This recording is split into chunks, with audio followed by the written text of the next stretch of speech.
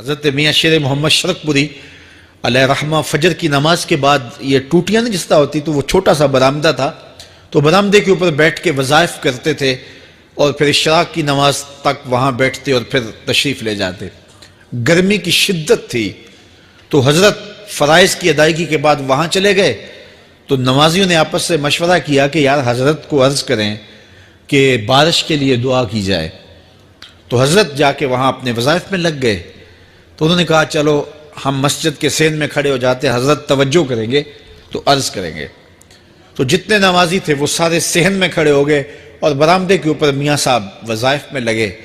جب آپ کی نظر پڑتی نا لوگوں کی جانب تو جتنے بھی نمازی تھے سارے ہاتھوں سے اشارے کر کے کہتے یعنی دعا کرو. زبان سے نہ بولتے, ہاتھوں کو ایسے ہلاتے اور یہ کہتے کہ ادھر آسمان کی طرف اشارہ کر کے کہتے دعا کرو. میاں صاحب پھر وظائف میں لگ جاتے. پھر جب میاں صاحب کی آنکھ اٹھتی نا تو یہ سارے ہاتھ اٹھاتے اور آسمان کی طرف ہاتھ اٹھا کہتے. میاں صاحب پھر وظائف میں لگ جاتے. جب 2-3 مرتبہ ایسا ہوا نا تو میاں صاحب کی ہنسی نکل گئی اور ایسے آسمان کی طرف دیکھ کے کہا چل ہن پا دے.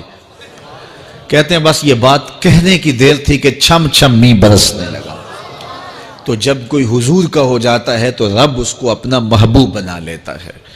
تو حضور کی محبت خدا کی محبوبیت کا ذریعہ ہے.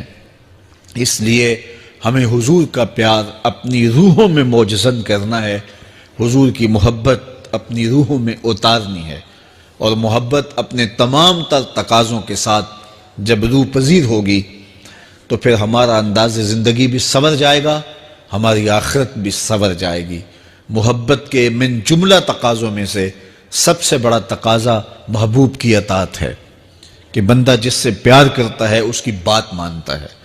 یہ ہے دعوی محبت کا ثبوت, اس کی دلیل. اور حضور کے صحابہ کی زندگیاں دیکھیے کہ انہوں نے حضور علیہ السلام کے ساتھ کیسے پیار کیا. حضور کی محبت میں اپنی عادتوں کو بدل دیا. حالانکہ عادتیں نہیں بدلی جاتی. 2 سکے بھائی ہوں, رشتہ کتنا گوڑا ہے, اور ایک گھر میں پرورش پائی ہے, ایک گود میں پلے ہیں, ایک باپ کے گہوارہ تربیت میں رہے ہیں, لیکن طبائع میں اختلاف یہ ایک فطری بات ہوتی ہے. ہمارے پاس لوگ آتے ہیں 2 سکے بھائی ہوتے ہیں, ایک کی طبیعت ادھر کو جا رہی ہوتی ہے, دوسرے کا مزاج ادھر کو جا رہا ہوتا ہے. ایک سخت نرم مزاج ہوتا ہے اور دوسرے کی آنکھوں سے انگارے پھوٹ رہے ہوتے ہیں. ایک معاف کر دینے والا ہوتا ہے, ایک سخت غصیلا ہوتا ہے. ایک کی طبیعت کے اندر تلخی کی چنگاریاں ہوتی ہیں اور ایک کی طبیعت کے اندر نرمی کے پھول ہوتے ہیں. آپ نے بھی دیکھا ہوگا.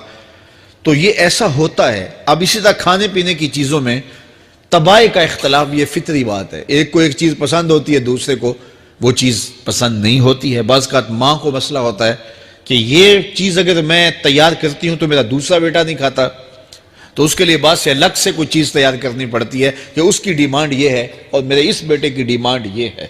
مائیں مزاج سمجھتی ہیں. ایک آغوش میں پرورش پانے کے باوجود خون ایک ہے, گہوارہ تربیت ایک ہے, دودھ ایک ہے, لیکن طبیعتوں کے اندر اختلاف پایا جا رہا ہے. لیکن صحابہ کی زندگیاں دیکھیے, انہوں نے اپنی طبیعتیں بھی حضور کی طبیعت کے سانچے میں ڈھال دی. حضرت انس بن مالک کو کسی نے دیکھا کہ وہ شوربے سے کدو کے ٹکڑے نکال کے کھا رہے ہیں, تو کہا یہ کیا کر رہے ہو؟ کہا میں نے ایک دن حضور کو یوں کرتے ہوئے دیکھا تھا. تو طبائع کا اختلاف یہ ایک فطری اختلاف ہوتا ہے, لیکن صحابہ نے اس کو بھی چھوڑا اور حضور کی محبت کے سانچے میں ڈال دیا. پھر اس چیز کا انتظار نہیں کیا کہ حضور کا فرمان کیا ہے, حضور کی چاہت پہ اپنے مزاج کو بدلا. اللہ اکبر. حضور علیہ السلام مدینہ المنورہ کی گلی سے گزر رہے تھے, ایک گنبد نما مکان بن رہا تھا, اور ایسے مکان حضور کو پسند نہیں تھے. تو آقا کریم علیہ السلام نے پوچھا یہ مکان کس کا ہے؟ کہا فلاں انصاری کا ہے. حضور گزر گئے, چہرے پہ تھوڑے سے ناگواری آثار حویدہ ہوئے.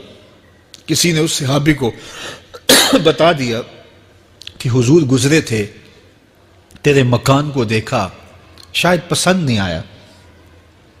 2-4 دن کے بعد حضور دوبارہ گزرے, دیکھا کہ وہاں ملبے کا ڈھیر پڑا ہوا تھا. فرمایا اس صحابی کو بلاؤ، بلایا گیا، کہا میں پرسوں ترسوں گزرا تھا، تیرا مکان دیکھا تھا، یہ کیا ہوا؟ عرض کی میں نے گرا دیا ہے۔ فرمایا کیوں؟ عرض کی سنا تھا آپ کو پسند نہیں، سنا تھا آپ کو پسند نہیں، میں اور آپ دیکھیں ہمارا کیا کیا حضور کو پسند ہے، سر سے لے کر پاؤں تک، نجی زندگی سے لے کے سیاسی زندگی تک، اپنے امور ذات سے لے کر کے اپنی معاشرتی زندگی تک، ہمارا کیا کیا حضور کو پسند نہیں، اور ہر وہ چیز بدل دیں جو حضور کو پسند نہیں۔ محمد دی زیارت محمد دے رنگ وچ، اے ٹھگ بازیاں جانے پیارا محمد صلی اللہ علیہ وسلم۔ میرے شیخ کامل کا ایک شعر ہے، اور وہ شعر اتنا وزنی ہے کہ اگر میرے پاس جواہر لال موتی ہوں اور میں ایک پلڑے میں ڈال دوں اور ایک پلڑے میں یہ شعر رکھ دوں تو یہ شعر پھر بھی بھاری ہوگا۔ یاری لا تو پاک نبی سنگ، اے پر پوری یاری، پھر درود قبول ہے تیرا لکھ نہ لوں ایک واری۔ 1.25 لاکھ مرتبہ درود پڑھنا ایک طرف، اور ایک دفعہ حضور کی ذات پہ درود پڑھنا، ان کی محبت کے سانچے میں یوں ڈھل کر کے جو وہ کہتے ہیں وہ میری زندگی کا عمل ہے، یہ اس سے وزنی ہے، یہ اس سے بھاری ہے۔ تو حضور کی محبت، حضور کے ایک صحابی تھے، وہ حضور کو ملنے آئے، اور آئے تھے بحرین سے۔ اچھا، انہوں نے حضور کو سلام کیا تو حضور نے رخ پھیر لیا، ناراضگی کا اظہار کیا، تو وہ سمجھے کہ شاید حضور نے ایسے ہی رخ پھیرا ہے، تو جدھر حضور نے رخ پھیرا وہ ادھر جا کے سلام کرتے ہیں، تو حضور نے پھر رخ پھیر لیا، سمجھ گئے کہ حضور ناراض ہیں۔ اب انہیں سمجھ یہ نہیں آ رہی تھی کہ ناراضگی کا سبب کیا ہے۔ وہ اصحاب رسول سے پوچھنے لگے کہ حضور مجھ سے ناراض لگتے ہیں، آپ میں سے کوئی بتا سکتا ہے کہ حضور کیوں ناراض ہیں؟ اللہ اکبر!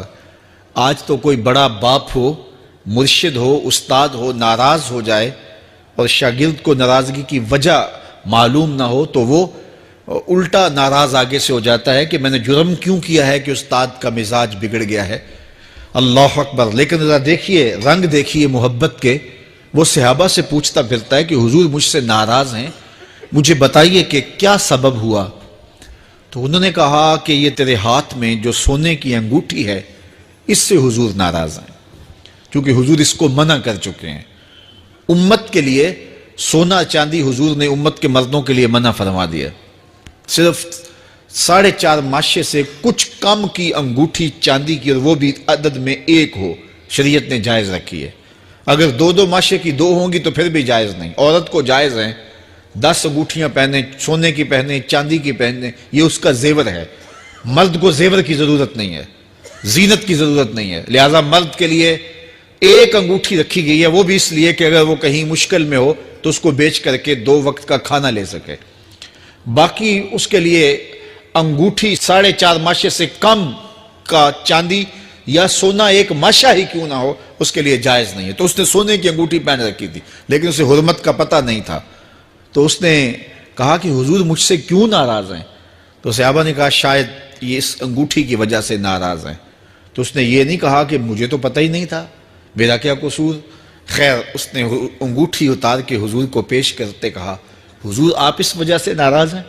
حضور نے انگوٹھی پکڑی اور ایسے پھینک دی، ناراضگی کی وجہ ختم ہو گئی، وہ بیٹھ گیا، بات شروع ہو گئی۔ اللہ اکبر! جب سلسلہ کلام ہوتا رہا، جب مجلس برخاست ہوئی، لوگ اٹھ کے گھروں میں جانے لگے، وہ بھی اٹھا اور الٹے پاؤں سے پیچھے چلا، تو کسی نے اس کو کہا وہ انگوٹھی تو اٹھا لو، سونے کی انگوٹھی ہے، قیمتی ہے، چلو تمہارے لیے پہننا جائز نہیں، تمہاری بیوی کے لیے تو جائز ہے۔ تو اس نے کیا جواب دیا سنیے، اس نے کہا واللہ لا آخذہ وقد طرحہ رسول اللہ صلی اللہ علیہ وسلم، اللہ کی قسم میں اس انگوٹھی کو کبھی بھی نہیں اٹھاؤں گا جس کو میرے حضور نے پھینک دیا ہے۔ تو یہ تھی ان کی محبت، یہ تھا ان کا انداز۔ تو آئیے میں اور آپ حضور سے اگر محبت کرتے ہیں تو حضور علیہ السلام کا طرز زندگی، حضور کا انداز معاشرت اختیار کریں۔ کثرت کے ساتھ مائیں بہنیں بیٹیاں بھی موجود ہیں، وہ بھی اپنی اولادوں کی تربیت اس نہج سے کریں کہ وہ حضور کی سنت، حضور کی سیرت، اور حضور کی اتباع کے سانچے میں ڈھل جائیں۔ زندگی کا مقصد ہی یہی ہے۔ آئے، بڑے ہوئے، جوان ہوئے، بوڑھے ہوئے، چلے گئے، ہم سے پہلے بھی چلے گئے، ہم بھی چلے جائیں گے، بعد میں آنے والے بھی چلے جائیں گے، لیکن حقیقی کامیابی اس کو نصیب ہوئی جس نے اس دنیا پہ آ کے دنیا کی زندگی کے مقصد کو سمجھا۔ ہم آئے کیوں تھے؟ زندگی کس لیے ہمیں دی گئی تھی؟ اکبر الہ آبادی نے کیا ستھری تنقید کی تھی، کیا بتائیں احباب، کیا کارنمایاں کر گئے، بی اے کیا، نوکر ہوئے، پینشن ملی اور مر گئے۔ یہ کوئی کام نہیں ہے، ہماری زندگی کا کوئی مقصد ہے جس لیے ہم انسان ہیں، اشرف المخلوقات ہیں۔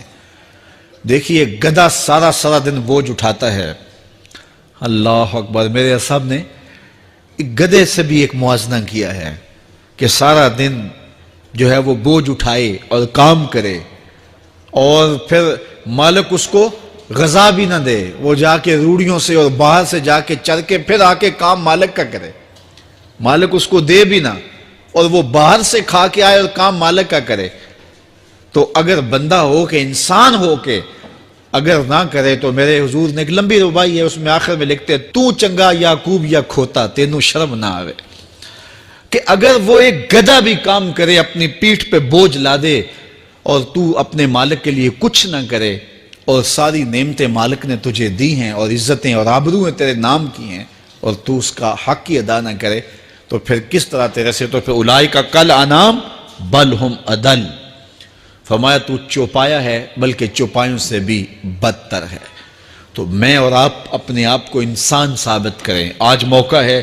سے ثابت نے اجے حواس تیرے، سے ثابت نے اجے حواس تیرے، کر لے نیکیاں رج کے تو، اڑیا رب رسول کیوں پل بیٹھوں، آ رب رسول ول پج کے تو، آئی موت ایتھے رہسن کم تیرے، آئی موت ایتھے رہسن کم تیرے، نیکیاں کر لے بھج کے تو، کی آکھ سن لوگ یعقوب تینوں، جب ٹر پیوں سر منہ کج کے تو۔